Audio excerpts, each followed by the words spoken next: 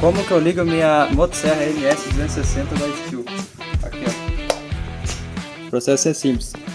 Você vai jogar lá o ponteirinho lá embaixo, grava aqui, ó. Ele tem 1, 2, 3, 4 estágios. Você vai jogar lá embaixo, ó. Aqui não vai, você acelera um pouquinho. Tá no último. Você vai apertar a descompressão dela. Ele fica aqui em cima, aí você aperta aqui.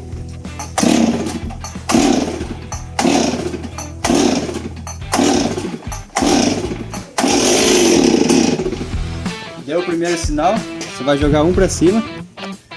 Beleza, foi.